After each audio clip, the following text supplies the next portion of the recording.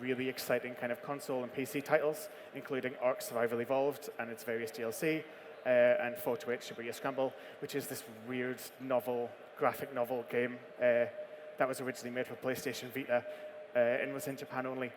Really weird title. I've read far too much of the scripts during that porting process. In 2019, I moved back to the UK, where I worked on Minecraft Dungeons and its various DLC at Double 11 in Middlesbrough. And then in January 2023, I joined Media Molecule as a senior producer, where I've had the opportunity to work on Dreams and our most recent kind of title within Dreams, Tren. In my career so far, I've worked with teams as small as 2 programmers and myself, working on a PS4 and PC port of a PlayStation Vita game, all the way up to massive teams of 60 multidisciplinary people working on online multiplayer, graphics, engine, art, UI, UX, the whole shebang. And all of these teams and opportunities have been really exciting and definitely presented some really interesting kind of production challenges, all of which have been really fun. In hindsight, have been really fun. Alongside my production roles, I'm also a program director for the IGDA Foundation, a global charitable organization serving underrepresented and marginalized developers and individuals interested in a career within the gaming industry. I'm also a founder, oh God, I'm getting far too ahead of myself. I'm also a founder and co-organizer of an annual game jam, Rainbow Game Jam,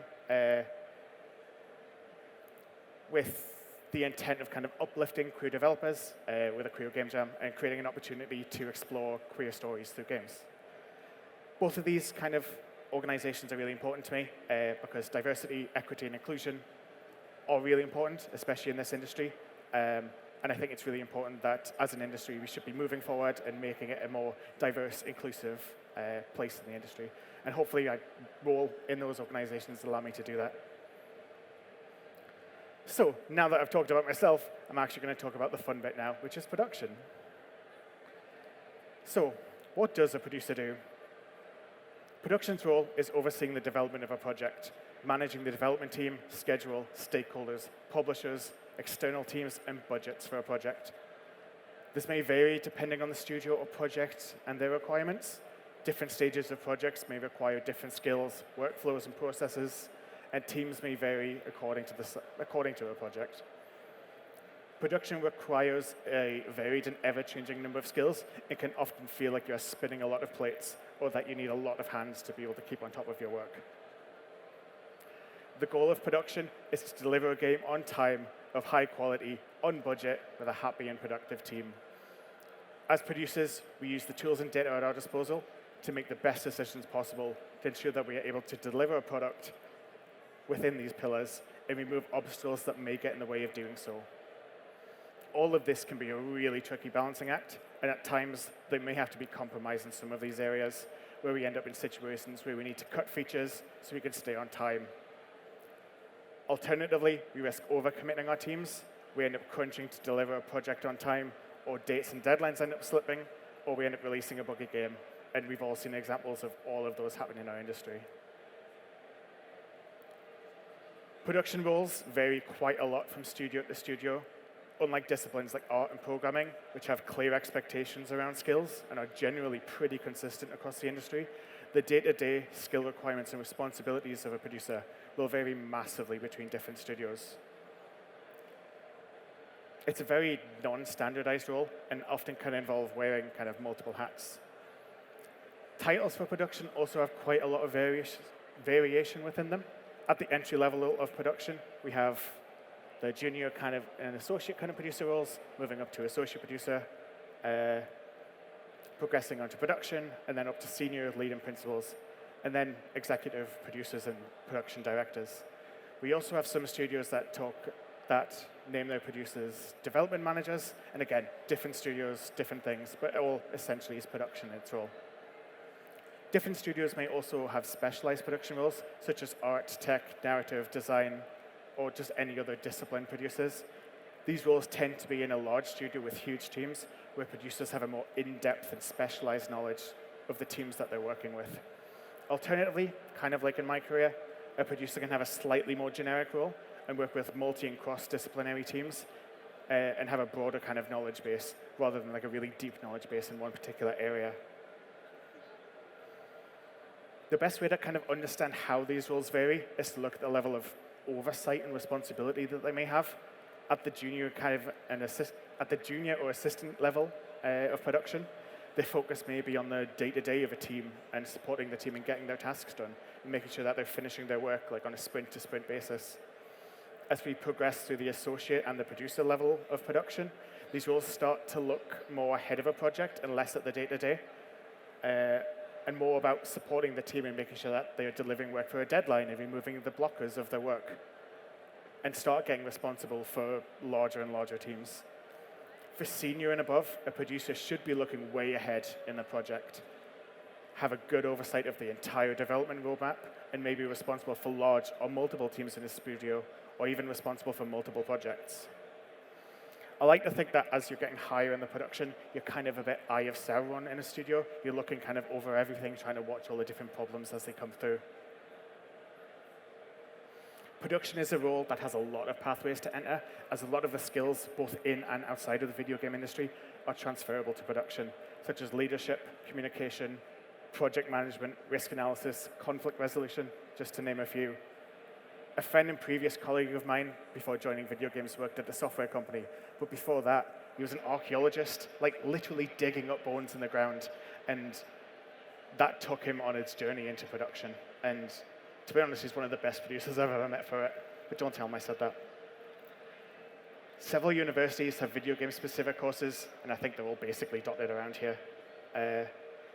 There's also more generalized business and management courses and software project management courses out there to equip you with fundamental skills that will work for production. I also know quite a few people who started their careers in the other kind of game development disciplines, design, art, QA, community management, or like myself, programming, who then moved across into production roles. Something I really love about seeing producers who have a background in a different kind of discipline or craft is how they apply that knowledge in their role, and it helps build trust in relationships in the teams that they work in. Early in my production career, I definitely found my programming background to be a huge strength. It helped me take complex systems and risks that the teams were describing to me and translate them in ways that clients and stakeholders who were not as technical could understand and be able to deal with that stuff. Inherently, production is a leadership role, and individuals with strong communication skills who can work methodically and enjoy problem solving can make a great producer, and you can learn the finer details of game development along the way.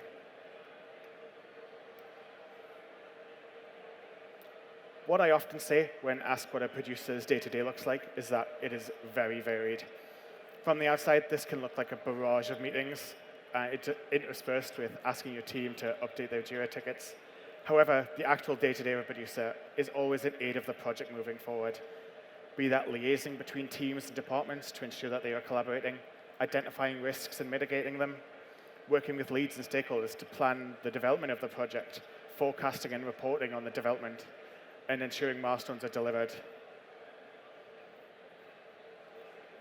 For what it's worth, this image is exactly how your producer feels if you haven't updated your Jira ticket, just to make sure everyone is aware of that. So, have I sold anyone here on a career in production? Anyone? That's one hand, I'll take that. Great. Because now I'm going to talk about fun stuff, the difficult part of production. While some parts of production may sound easy on paper, production is still a discipline like other game development crafts and requires a lot of hard work. There is a lot of potential traps and pitfalls that you can fall into, which can at times get in the way from seeing the bigger picture, stop us from identifying the root of an issue, or just consume our focus from other important work. And being completely honest, I certainly have fallen into these pitfalls in my career several times. And sometimes the project may just be in a situation where you have to deal with the cards that you're dealt with and are unable to get out of those pitfalls. This doesn't make you a bad producer. However, being able to recognize these is really important, and finding solutions to get out of them is even better.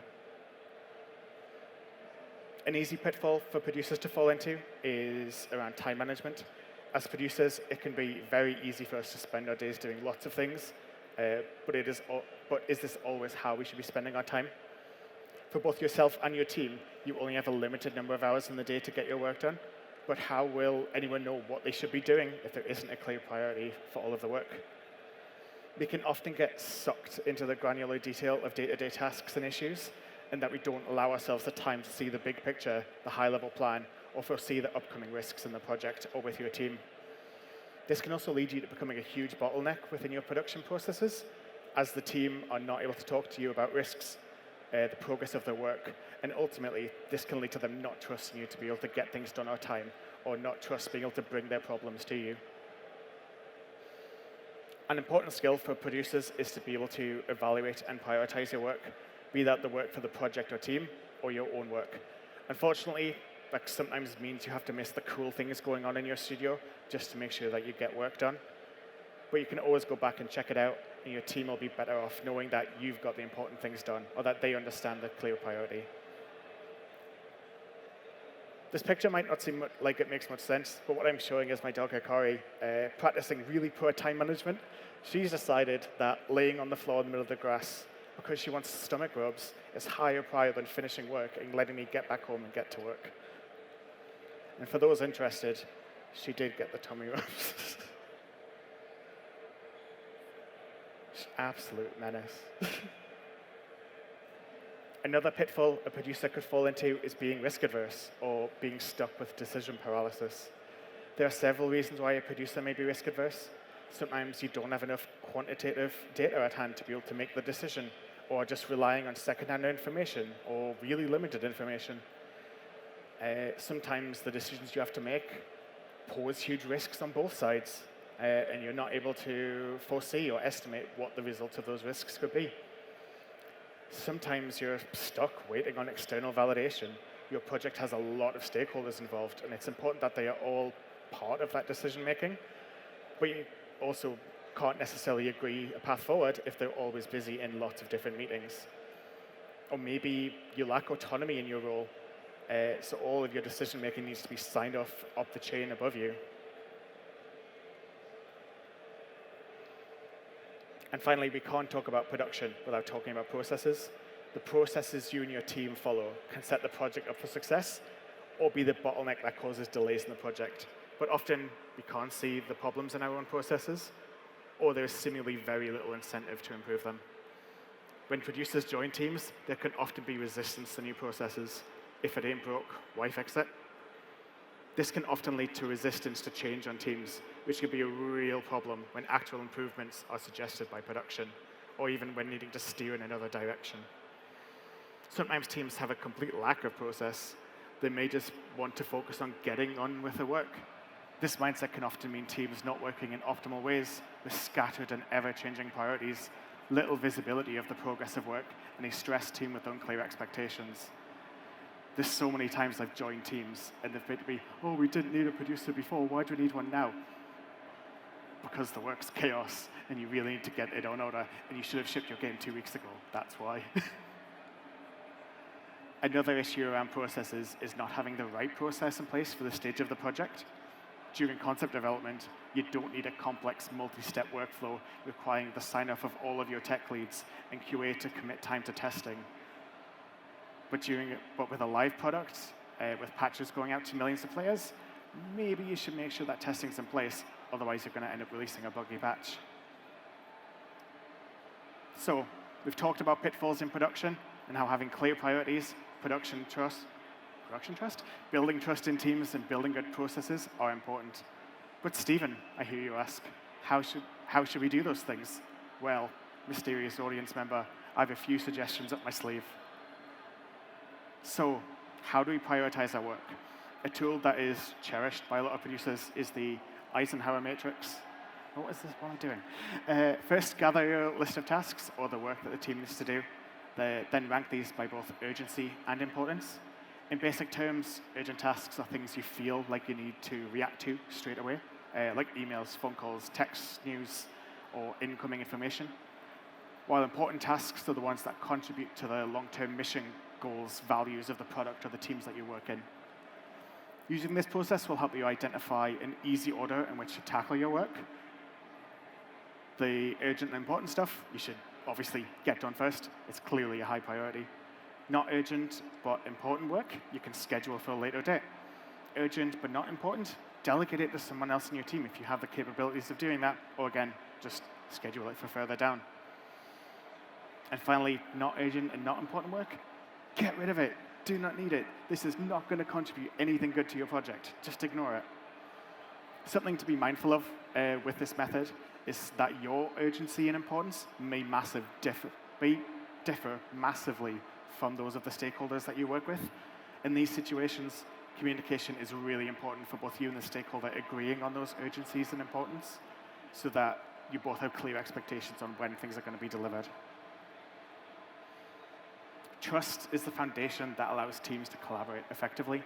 There are lots of ways to build trust with your teams, and ultimately, it all comes back to being transparent with your teams.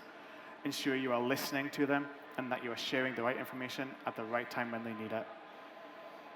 When doing retrospective work, or if they are giving you feedback on things that could be improved, or work or feedback on your personal work, take the time to reflect on the feedback, acknowledge it, and where necessary, act upon it. Sometimes we don't always have the time to act on the feedback that we're given, but make people aware that it is something you're kind of aware of. It's important to ensure communications with teams and stakeholders is clear and concise. Make sure expectations are set with the teams so they know their goals and when to deliver them. Knowing that everyone is aligned around their work ensures that you can trust your team to get the work done, and they will trust you to make sure you are there to support them. When building your processes, it's important to acknowledge that it may not be perfect first try. For me, I'm really impatient, and I'd rather just jump into a process and get the team working than spend weeks trying to perfect the process and the workflows, stopping them from actually getting anything done.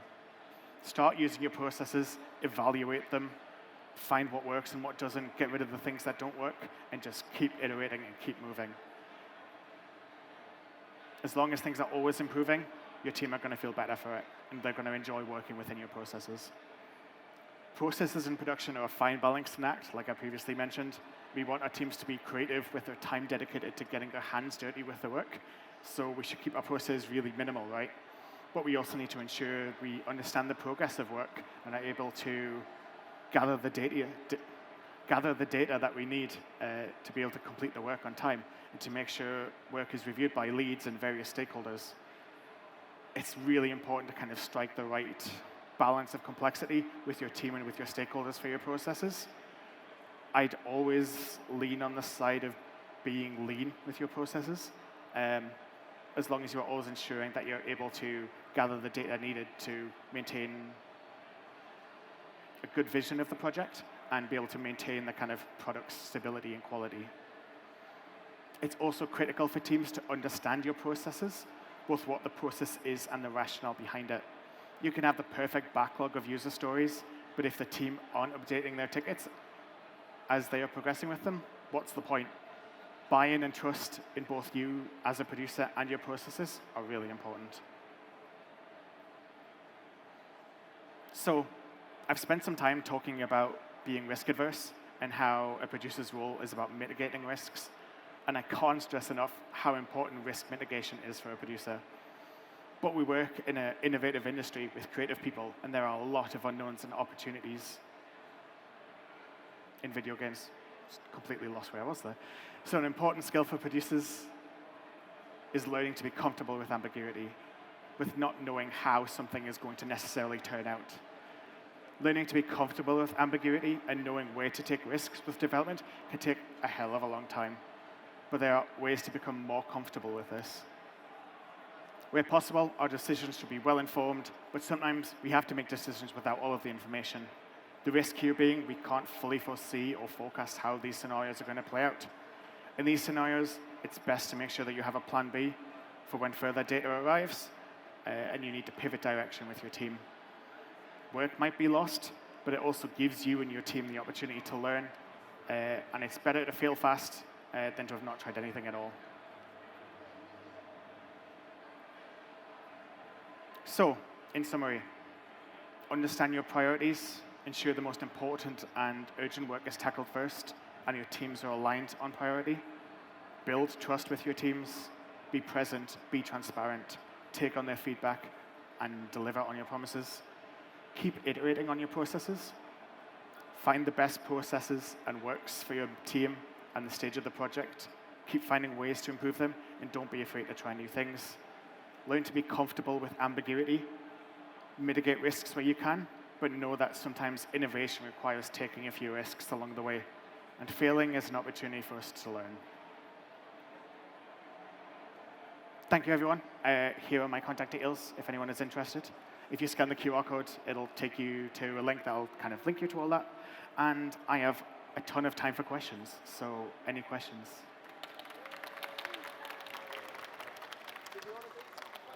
Yeah, I'm happy to take questions. Oh, okay, so, whoa, there's some hands up. Do you want to choose? They're your audience. I think you had your hand up first. There you go. We'll get to you, hopefully. We've got a bit of time. Thank you, Stephen, for an amazing presentation.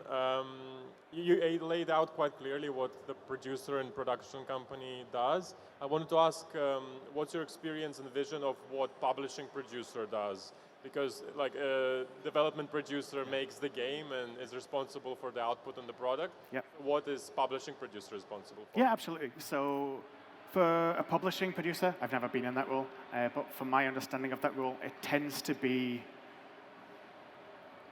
a lot like that kind of like senior executive level producer that I kind of mentioned. It's about oversight of the project. You're going to be so hands-off with your dev team, hopefully, unless the kind of project is chaos. But ultimately, it is like monitoring the progress, making sure that your stakeholders are informed, making sure that you're involved in the decision-making that that team may or may not make, and that you are representing the publisher as a whole and making sure that the development team are making the best product possible.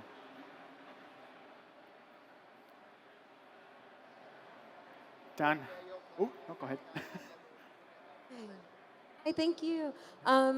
When you're saying as a rule of thumb, like reducing the overhead of process will always be preferred by the team, could you give an example of that, of when it was really helpful for the team or just alleviated and just helped everyone work better? Yeah, absolutely. Give me a second. So when I joined, sorry,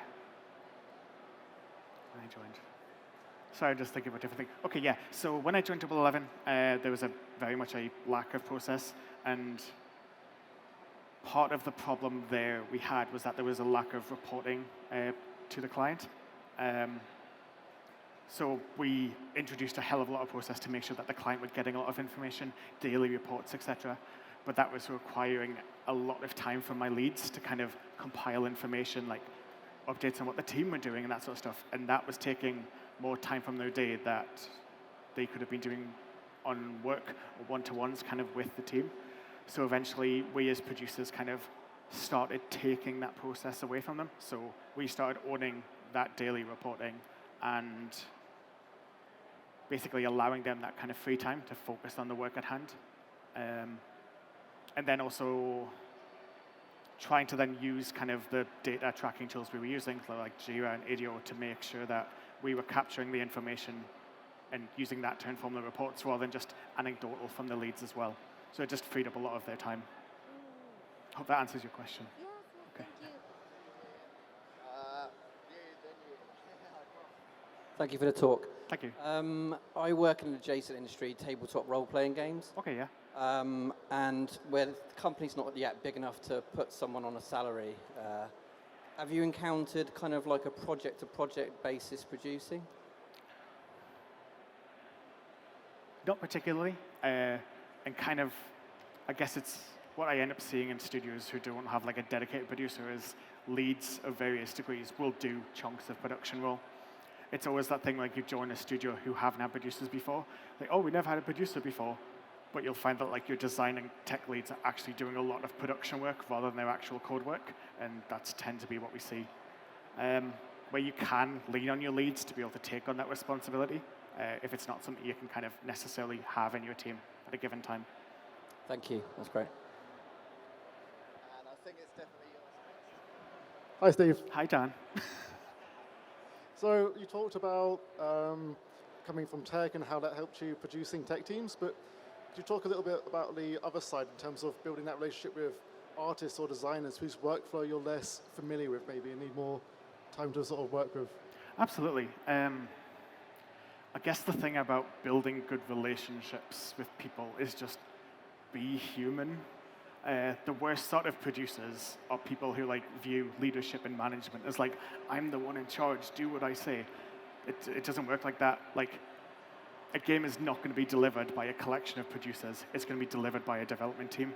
And knowing that and being part of that development team is really important. Your role is to enable your team to make the best thing possible. And where you can, get out of their way to make sure that they can do that.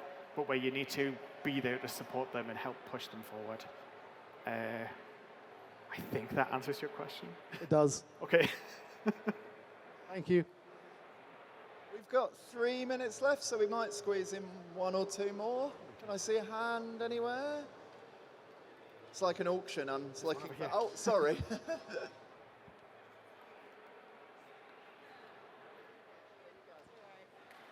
So talking about working with some external stakeholders, like looking at Dungeons, Minecraft, how did you find that process, and how did you best facilitate that kind of communication? Good one. So, again, it's a bit like building relationships with teams. Build trust, be a person, get to know them. The best externals I've ever worked with, I've gotten to know on a kind of personal level. You can be a bit personal with these people, and that's kind of really important for building a relationship. The other thing is over-communicate and over-report.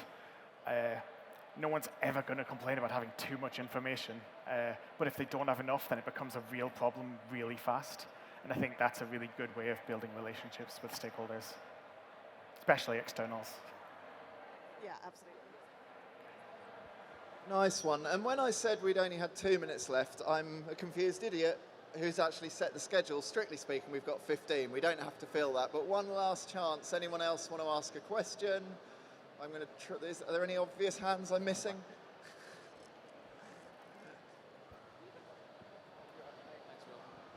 Hi, Stephen. Thank you very much. I'm new to the whole game jam thing. Okay. Can you just come along and watch? Is it all remote? Is it like, is it on Twitch? Like, can you tell me a bit more, please? Yeah, sure. So inherently, a game jam is about making a game in a fixed amount of time with probably a small team. For Rainbow Game Jam, it is an entirely remote game jam. Different people make games at the various locations in the world that they live.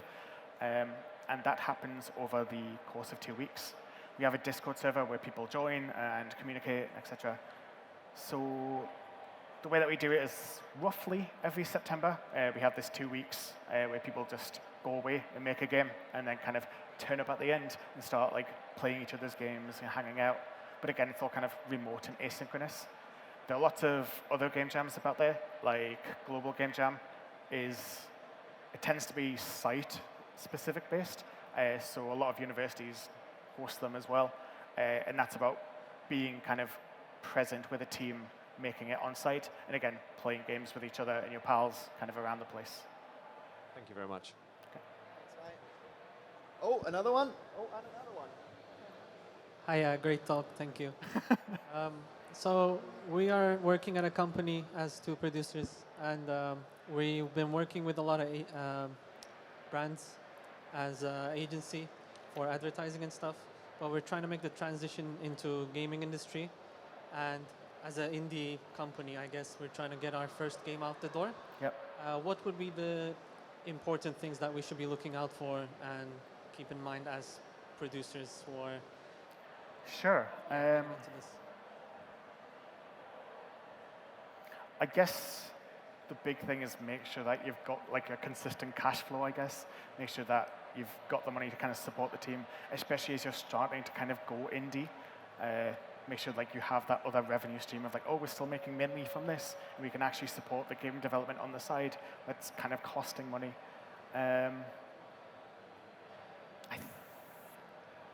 As someone who's not really kind of started a studio in that position, I'm not really the best person to advise on this.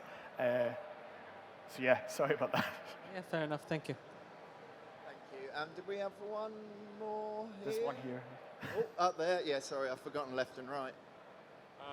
Sorry for the blunt money question, but what type of salaries can a junior, mid-level, and senior game producer can expect nowadays? Oh, good question. I'm not sure, apart from knowing what my own salary is. It varies a lot. I know when I first moved into my production role, I was on about 21,000, but that was in 2017. I imagine that should be a lot more by now. But yeah, I'm not really in a position to say that. There are definitely resources online where you can find that out, that people have kind of shared their salaries. So I'd have a look for those. When you say it varies a lot, is it just depending on the size of the company, or there are other factors at play? Kind of size of the companies, different areas, obviously. Tend to find that companies in areas with lots of universities, their pay might skew a little bit lower, just because of the wealth of talent. Yeah, and then US salaries are massively increased as well compared to UK salaries. Thank you.